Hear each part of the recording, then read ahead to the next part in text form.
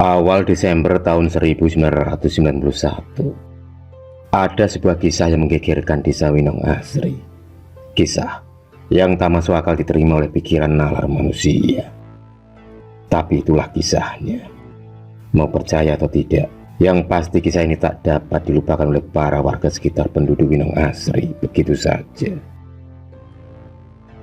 Dikisahkan oleh keluarga Pak Kusmin, seorang peternak telur yang lumayan kaya. Berkat kerja kerasnya itu, dia memiliki ribuan ayam-ayam petelur dengan hasil yang begitu banyak. Warga sekitar sangat beruntung dengan adanya usaha Pak Kusmin, karena dengan adanya usaha tersebut, warga sekitar mampu mengurangi angka pengangguran. 3 tahun sudah, usaha Pak Kusmin melesat cepat dengan hasil yang begitu memuaskan. Meski begitu, Pak Kusmin tak pernah lupa untuk bersedekah, dan mungkin itu sebagai salah satu cara kenapa usaha yang dimiliki oleh Pak Kusmin tambah berkembang, yaitu dengan cara berbagi dengan orang lain.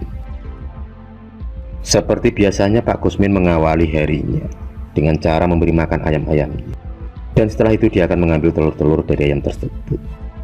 Senyum bahagia Pak Kusmin tersungging di bibirnya. Hasilnya banyak dan melimpah. Dia pun mulai menimbang telur-telur tersebut dibantu oleh 2 karyawannya. Awalnya tak ada yang aneh, semua berjalan seperti biasanya. Tapi saat sedang asik membersihkan kandang, tiba-tiba Pak Kusmin dikejutkan dengan teriakan dari Kang Pujo, salah satu karyawannya. Kang Pujo berteriak saat mendapati telur-telur itu tak ada isinya. Dan setelah diperiksa Pak Kusmin, ternyata Kang Pujo benar. Separuh dari telur-telurnya hanya tinggal cangkang. Dan anehnya, telur itu masih bulat utuh. Hanya saja isi telurnya telah hilang. Pak Kusmin hanya menganggap kalau telur-telur tersebut pengaruh dari pakan ayamnya sendiri. Bisa jadi pakannya yang kurang bervitamin untuk ayam-ayamnya, sehingga mempengaruhi hasil telur. Tapi ternyata anggapan Pak Kusmin itu salah. Ketika dia mendapati telur-telurnya dengan kondisi tanpa isi, padahal Pak Kusmin sudah memberi pakan yang lebih mahal dengan kandungan vitamin yang lebih tinggi. Semakin hari telur-telur itu semakin sering ditemui dengan kondisi yang sama, dan itu pun berpengaruh dengan hasil yang kurang memuaskan. Pak Kusmin sepakat bermusyawarah dengan para pekerjaannya. Mereka saling berbeda pendapat dan argumen yang berbeda-beda. Dalam benak Pak Kusmin sendiri, siapakah di balik kejadian ini? Apa motif dan tujuannya? Dan apa mungkin ada orang yang iri pada usaha Pak Kusmin sehingga tega merusak usahanya? Pertanyaan demi pertanyaan pun menari di otak Pak Kusmin. Kejadian itu mampu membuat seluruh warga geram lantaran mengaruhi pemasukan mereka. Akhirnya setelah bermusyawarah, mereka pun memutuskan untuk mendatangi seorang paranormal yang tersohor di desa sebelah, Mbah Mukidi. Laki-laki tua bertubuh bungkuk itu mulai menunjukkan aksinya, dan dia memilih waktu di malam hari untuk membantu permasalahan Pak Kusmin tersebut. Tepat jam 12 malam, suasana seakan sepi seperti kuburan. Langit yang gelap menambah aura kemistisan di kandang ayam milik Pak Kusmin. Mbah Mukidi kemudian duduk bersila di depan menyan yang terbakar dan dupa yang semakin menyeruak.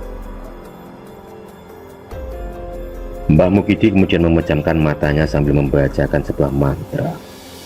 Tiba-tiba dia tertegun dengan apa yang ada di depannya. Jerangkong, kata Mbah Mukidi yang membuat seluruh bulu kuduk sekitar seketika meremang. Dengan sigap, Mbah Mukidi lalu mengusir makhluk itu menggunakan daun kelor. Seketika makhluk itu lenyap dari pandangan. Menurut penuturan beliau, jerangkong adalah hantu pencuri telur dari sarang. Dalam mitologi masyarakat Jawa kuno, pada saat makan telur yang dicurinya, jerangkong digambarkan berwujud kerangka tulang manusia dengan kepala tengkorak. Dan setelah makan telur tersebut, jerangkong itu pun pergi dan lenyap dalam bentuk asap putih.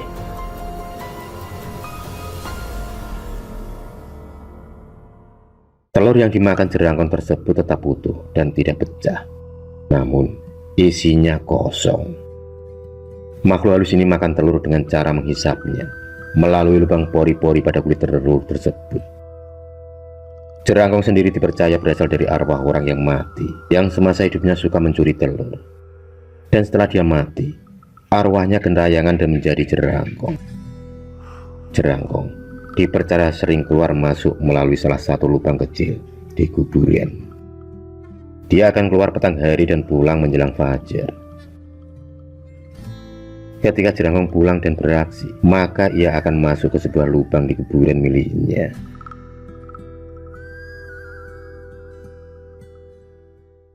Mendengar penuturan dari Mbah Mukidi, Pak Kusmin beserta warga saling berpandangan dan merasa ngeri. Karena bertahun-tahun mereka tinggal di desa Winong Asri, baru kali ini menemui kasus yang tak lazim seperti ini.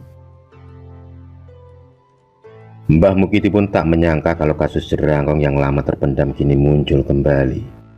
Menurut cerita Mbah Mukidi, kasus jerangkong terakhir dia dengar saat umur 15 tahun. Di mana pelaku jerangkong adalah salah satu warga desa yang menganut aliran sesat.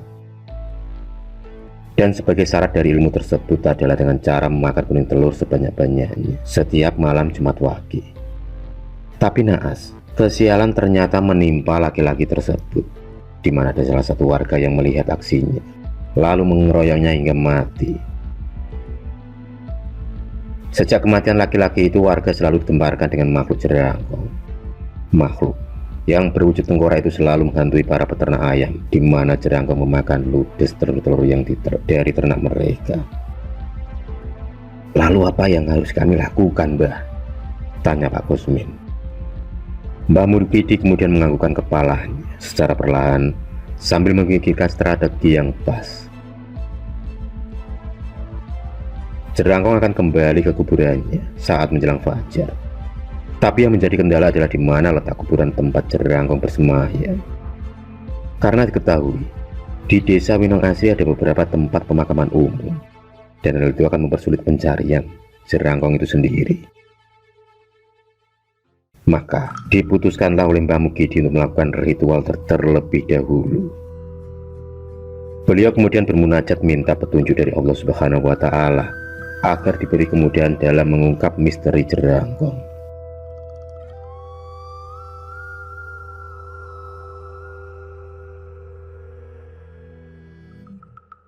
Entah dari mana datangnya, Mbah Mukidi lalu mengambil tempurung kelapa yang ada di depannya. Batok kelapa itu lalu diberi lubang kecil, dan setelah itu Mbah Mukidi meletakkan batok kelapa tersebut di atas salah satu tanah kuburan. Dan setelah menunggu beberapa jam, akhirnya penantian itu pun tiba juga. Ada kepulan asap putih yang mendekati kuburan, di mana batok kelapa itu berada. Kumpulan asap itu lalu masuk ke dalam batok kelapa tersebut. Dengan cepat, Mbah Mukidi pun menutupnya dengan kain mori yang diberi mantra. Jerangkong pun terperangkap di dalam batok kelapa tersebut. Dan paginya, batok kelapa itu dipecah oleh Mbah Mukidi. Dan alangkah kagetnya Pak Kusmin ketika melihat ada beberapa tulang jari tangan orang mati yang berada dalam batok tersebut. Setelah tertangkapnya jerangkong itu, Pak Kusmin bisa bernafas lega. Usahanya kini kembali melesat tajam.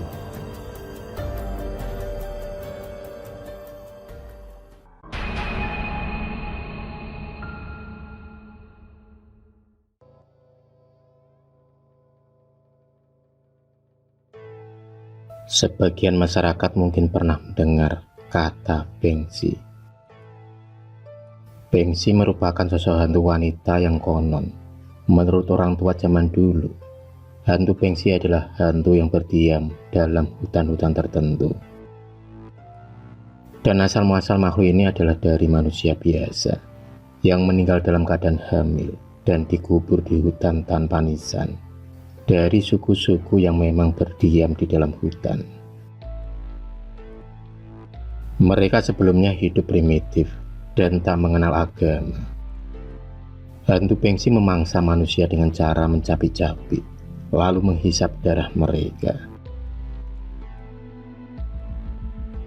Hantu Bengsi hingga kini masih ada di pedalaman hutan yang jarang dijamah oleh para manusia. Penggambaran sosok wanita telanjang yang membawa bayi, tapi anehnya bayi itu tak digendong, melainkan masih melekat di dalam rahim dengan tali pusar yang menempel pada bayi tersebut. Dan cerita ini tentang hantu Bengsi, dialami oleh Kirno dan Maman. Dua laki-laki dewasa yang memang sering keluar masuk hutan itu bekerja sebagai penebang kayu liar. Profesi yang mereka jalani memang sangat beresiko. Tapi apalah daya, himpitan ekonomi membuat mereka berdua nekat untuk menggelutinya hingga bertahun-tahun lamanya.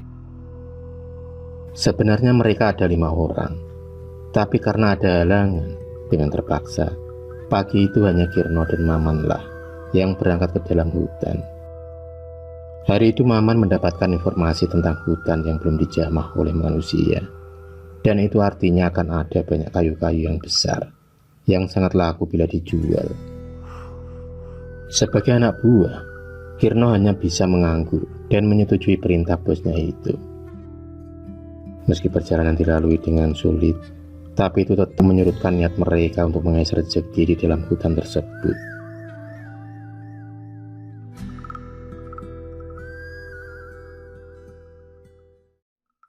Hingga akhirnya sampailah juga Kirno dan Maman di dalam hutan pedalaman.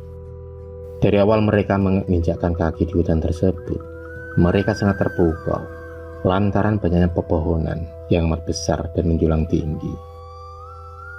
Karena merasa lelah, mereka berdua pun kemudian memutuskan untuk beristirahat sejenak, sembari makan seadanya bekal dari rumah. 10 menit sudah, mereka menikmati hawa segar dan sejuk dari rimbunnya pepohonan hutan yang terkesan gelap. Itu mungkin pengaruh rindangnya pepohonan yang membuat sinar matahari tak bisa menembus dalam hutan. Hingga Kirno dan Maman pun tak bisa membedakan antara siang dan malam. Setelah dirasa cukup beristirahat, Maman memberi instruksi kepada Kirno untuk segera melanjutkan perjalanan. Tapi baru saja beranjak dari tempat duduknya, tiba-tiba mereka dikejutkan dengan kemunculan kakek tua berjenggot putih menyapa mereka berdua. Kakek tua itu menyarankan untuk menghentikan perjalanan mereka tanpa memberi alasannya. Tapi Maman tak menghiraukan apa kata kakek tua tersebut. Kirno yang melihat tubuh kakek itu begitu kurus, dia pun berinisiatif memberi sedikit bekal untuk si kakek. Kakek tersebut tampak tersenyum, lalu menerima bingkisan dari Kirno. Sebaliknya itu kakek itu juga memberikan imbalan, buah kemiri, rokok, dan api. Untuk apa barang tersebut? Yang pasti pesan si kakek agar mereka harus berhati-hati dalam perjalanan. Belum sempat mereka bertanya jalan pintas agar sampai di tengah hutan, secara ajaib kakek tua itu menghilang secara tiba-tiba. Kompas dan alat-alat canggih tak berfungsi lagi di tempat tersebut. Mereka seolah memasuki dimensi lain.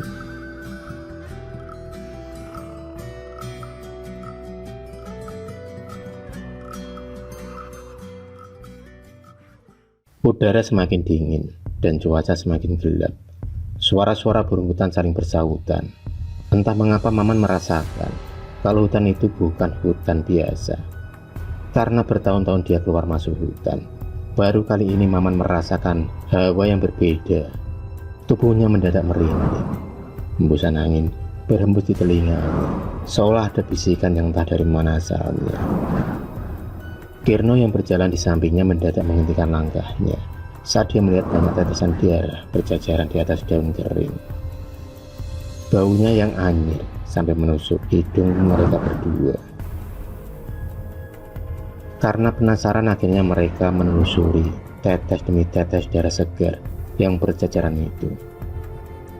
Keanehan pun dirasakan di antara mereka. Saat darah itu semakin lama semakin banyak dan tak ada ujungnya. Kirno dan Maman saling berpandangan. Di saat merasakan ketakutan yang mendalam, tiba-tiba terdengar suara jeritan dari seorang wanita. Suara itu begitu melangging. Saat mereka ingin berlari meninggalkan lokasi tersebut, tak disangka dari atas pohon muncul sosok bayi yang masih lengkap dengan tali pusarnya. Bayi itu lalu lengket dan berpegangan sangat kuat di tubuh Maman. Saking kuatnya pegangan bayi itu, hingga Kirno ikut terpental karena berusaha melepaskannya dari tubuh Maman. Tanpa diduga dari arah yang berlawanan, muncullah hantu wanita yang tak lain itu adalah Bengsi. Matanya yang penuh dengan amarah menatap ke arah Kirno dan Maman. Secepat kilat hantu tersebut pun mencapi-capi, lalu menghisap darah Maman. Kirno melihat dengan jelas apa yang ada di depannya. Maman terluka parah, tubuhnya penuh luka dan tak berdaya lagi. Tampak hantu Bengsi masih menghisap darah segar dari Maman. Kirno tak bisa berbuat apa-apa kecuali melarikan diri dari cengkraman hantu Bengsi. Dia pun lari sekuat tenaga berharap wanita laknat itu tak mengetahui jejaknya.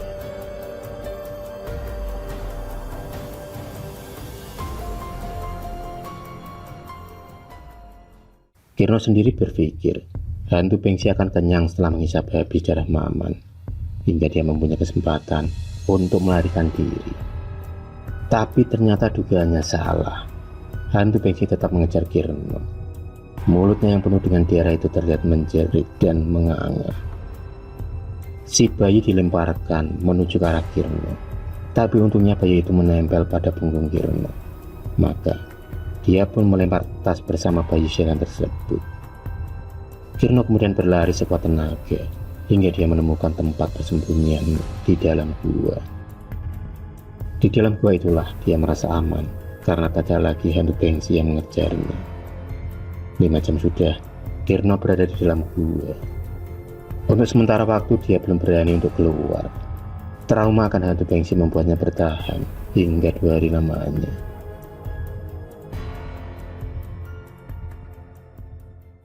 Suatu hari, tubuhnya lemas karena kelaparan. Dan untuk mensiasatinya, Kirno tak ada pilihan lain selain tidur. Dia pun berharap dengan tidur, rasa laparnya hilang meski hanya sejenak. Kirno pun terlelap dengan perut yang melilit. Dan di dalam mimpi, dia bertemu dengan kakek tua yang ditemuinya sewaktu perjalanan menuju hutan. Kakek tua itu memberi sebuah wejangan tentang kehidupan dan juga memberitahu jalan keluar dari hutan angker tersebut. Di alam mimpi Kirno diberi satu buah besi berbentuk silinder oleh kakek tersebut.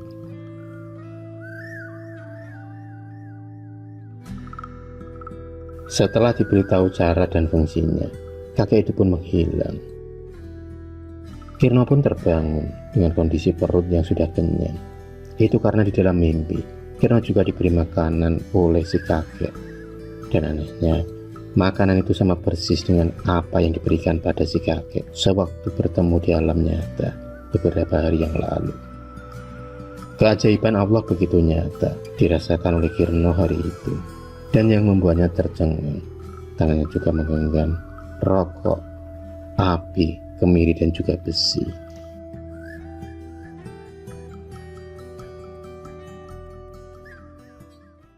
Berkat mimpinya itu, Kirno pun mantap untuk keluar dari gua. Dia pun berjalan dengan hati-hati dan lebih tenang lagi. Sepanjang perjalanan dia terus memikirkan jawaban untuk keluarga Maman. Karena kejadian malam itu benar-benar di luar nalar. Dan mungkin tak akan ada yang percaya dengan ceritanya. Tak terasa dia sudah berjalan jauh dari gua. Hingga tiba-tiba Kirno pun mendengar suara jeritan hantu Bengsi. Dengan tenang, dia pun menyurutkan api dan rokok. Karena kata si kakek, api dan rokok adalah benda yang ditakuti oleh Bengsi. Entah percaya atau tidak, suara jeritan itu pun akhirnya menghilang dengan sendirinya. Tapi hal itu tak berlangsung lama. Kirno kembali dibuat ketakutan. Lantaran di depan matanya kembali terlihat sosok wanita berambut panjang dengan penampilan yang hampir telanjang. Hantu Bengsi kembali mengeluarkan bayinya dari dalam perutnya. Tentu saja hal itu adalah cara Bengsi untuk memangsa korbannya. Tapi ternyata Kirno lebih cerdik. Dia melemparkan beberapa biji kemiri ke arah hantu Bengsi tanpa tahu alasannya. Tapi yang pasti hantu Bengsi tanpa asik bermain dengan kemiri tersebut. Di saat itulah Kirno mengambil kesempatan untuk lari sekuat tenaga. Dan alhamdulillahnya, dia pun berhasil sampai di tepi hutan. Kirno lalu menancapkan besi itu ke tanah. Rasa syukur alhamdulillah terucap dari mulutnya. Dia akhirnya bisa kembali bersama keluarganya dengan selamat. Kini tugasnya adalah memberi kabar pada keluarga Maman tentang kejadian yang sebenarnya. Sejak kejadian itu, Kirno lebih mendekatkan diri pada Ilahi, terlebih memilih bekerja yang lebih halal.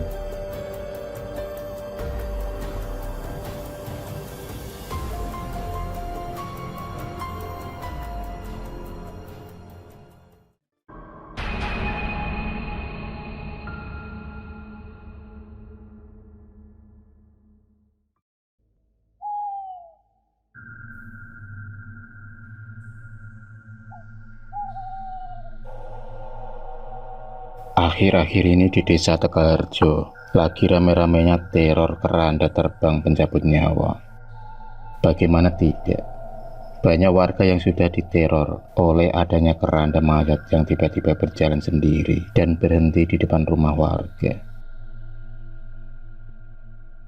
Dan setelah kejadian itu, setiap rumah yang disinggahi keranda mayat berhenti. Rata-rata keesokan harinya salah satu dari para penghuni rumah tersebut ada yang meninggal secara mendadak.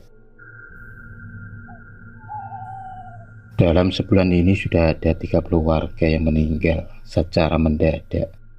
Dan rata-rata para keluarga bercerita kalau kejadian itu terjadi setelah adanya teror keranda berjalan. Entah itu hanya kebetulan saja atau memang sungguh kenyataan yang ada sekarang ini. Dari banyak omongan memang beberapa warga sempat melihat adanya keranda yang berjalan sendiri dan berhenti di rumah warga. Di sebuah pos ronda tampak Kang Darman, Agung, dan Pak Yanto lagi asik ngobrol di sela-sela ngeronda malam itu. Ditemani singkong goreng dan kopi panas, mereka tampak serius sedang membicarakan tentang keranda terbang pencabut nyawa yang lagi ramai di desa mereka. Suasana malam terasa dingin, angin berembus menyelimuti desa mereka. Suara-suara binatang malam kini mulai bermunculan, memperlihatkan eksistensi mereka, menambah suasana semakin mencekam. Sebentar kemudian akhirnya mereka bertiga memutuskan untuk keliling desa. Dengan lampu senter di tangan mereka, mereka berangkat untuk keliling ronda. Sambil berjalan mereka masih saja membicarakan tentang keranda pencabut nyawa. Tak terasa sudah sekitar 15 menit mereka berjalan. Angin terasa semakin dingin dan menusuk tulang. Suara burung gagak mulai terdengar bersaut-sautan, menambah aura mistis malam itu. Tiba-tiba dari kejauhan mereka dikejutkan dengan penampakan sebuah keranda mayat yang berjalan terbang menghampiri sebuah rumah. Dan rumah tersebut adalah rumah Pak Manto. Jantung mereka berdetak cepat, dak-dikduk terdengar. Dengan memberanikan diri, Kang Darman mengarahkan senternya ke arah keranda tersebut. Dan benar saja, keranda itu tepat terbang di depan rumah Pak Manto. Sebentar kemudian tiba-tiba keranda itu melesat, hilang entah kemana.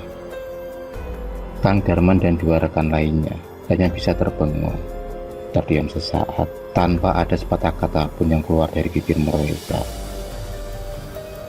Dalam benak mereka hanya ada, apa Pak Manto akan meninggal? Mereka bertiga kemudian melanjutkan keliling ronda rumah para warga, karena malam itu adalah giliran mereka bertiga yang tugas ngeronda.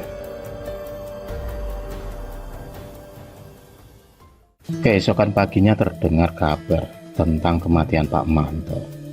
Suara dari speaker musola tampak jelas mengabarkan kalau Pak Manto meninggal dunia. Assalamualaikum warahmatullahi wabarakatuh. Inna lillahi wa inna ilaihi raji'un. Inna lillahi wa inna ilaihi raji'un.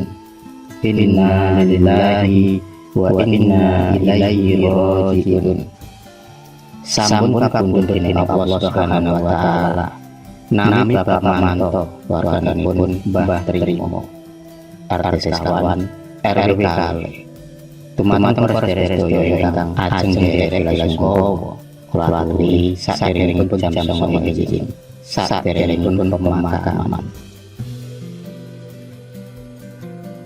Kang Darman yang pagi itu telah terbangun. Sontak kaget mendengar kabar tersebut. Benar perasaanku semalam, guman Kang Darman di dalam hati. Kang Darman melihat sendiri keranda terbang yang berhenti di rumah Pak Manto. Dan ternyata pagi itu Pak Manto telah meninggal. Tepat jam 9 pagi, jenazah Pak Manto diberangkatkan ke pemakaman desa. Tampak Kang Darman dan dua rekannya semalam ikut juga mengantar jenazah Pak Manto ke pemakaman. Banyak para warga dan tetangga yang juga ikut melayat mengantar kepergian Pak Manto. Acara pemakaman pun berjalan lancar dengan penuh isak tangis keluarga. Dan satu demi satu warga mulai meninggal area pemakaman desa.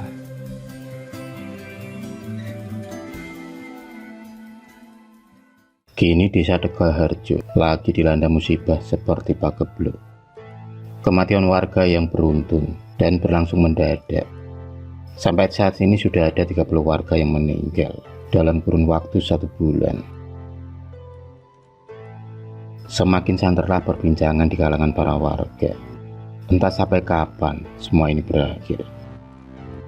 1 minggu yang lalu juga dikisahkan oleh Ayu, anak dari almarhum Pak Dayat yang meninggal seminggu yang lalu. Ayu mengatakan bahwa malam sebelum ayahnya meninggal, sekitar jam 1 malam, semua anggota keluarga tengah tertidur lelap. Hanya Pak Dayat yang masih terjaga ngopi di ruang tamu. Tiba-tiba terdengar suara ketukan pintu berkali-kali.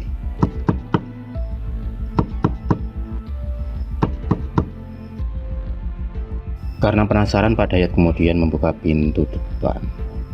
Setelah pintu dibuka, betapa terkagetnya Pak Dayat saat mendapati sebuah keranda mayat terbang mengambang di halaman rumahnya.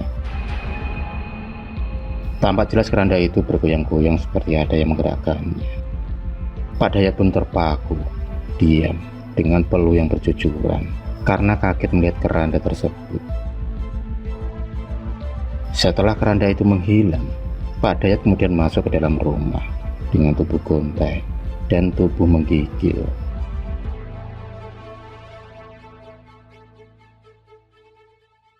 Saat Pak Dayat menutup pintu, ia mendapati anaknya Ayu yang tiba-tiba terbangun dari tidurnya. Dan Ayu pun bertanya, "Ada apa, Ayah?" Akhirnya Pak Dayat menceritakan semuanya. Ayu pun menjadi khawatir dengan apa yang dialami oleh ayahnya. Dan benar saja, entah kenapa sekitar pukul 2 malam, mereka merasa ngantuk berat dan tertidur di kamar masing-masing. Dan keesokan paginya didapati Pak Dayat telah meninggal. Menurut Mbah Kromo Joyo, salah satu sepuh di desa Tegalharjo, beliau mengatakan kalau adanya keranda terbang penyebut nyawa itu sudah ada sejak dulu, dan orang-orang sering menyebutnya dengan lampor, semacam pagebluk kematian, tapi diawali hal-hal gaib yang datang melanda. Menurut Mbah Kromo, hal itu terjadi cukup lama dan akan berpindah-pindah juga dari satu tempat ke tempat yang lain. Menurutnya ada sosok yang mengikuti keranda tersebut, dan sosok itu bisa berubah-ubah wujudnya. Entah mitos atau bukan, tapi sudah banyak kejadian yang berkaitan dengan keranda terbang tersebut. Dan cerita yang sama yang akan muncul dengan adanya kematian-kematian yang mendadak dan terus-menerus. Dahulu di desa Tegalharjo, 20 tahun yang lalu juga terjadi hal yang sama, yaitu adanya teror keranda terbang pencabut nyawa. Saat itu selama 2 bulan terjadi korban meninggal berjatuhan yang mencapai 100 orang. Saat itu warga sangat berduka dengan kejadian itu. Cerita yang sama diungkapkan oleh para warga yang keluarganya meninggal secara mendadak, yaitu rata-rata sebelum meninggal mereka melihat keranda terbang yang berhenti di rumah mereka. Seolah keranda itu menjadi isyarat, seolah akan ada salah satu dari keluarga mereka yang siap dibawanya.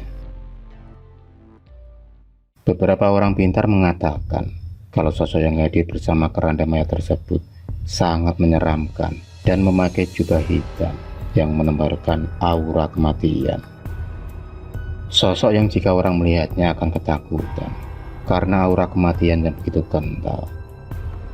Makhluk jin, setan, dan sebagainya memang ditakdirkan bisa berubah-ubah wujud semaunya. Pesan Mbah Kromo hanya satu, agar warga selalu meningkatkan ibadah dan sholat serta berdoa mohon perlindungan dari Allah Subhanahu wa Ta'ala. Mohon dijauhkan dari segala bala dan mara bahaya, dijauhkan dari segala penyakit dan gangguan jin-jin kafir dan setan-setan jahat. Wallahu alam, hanya Allah yang tahu.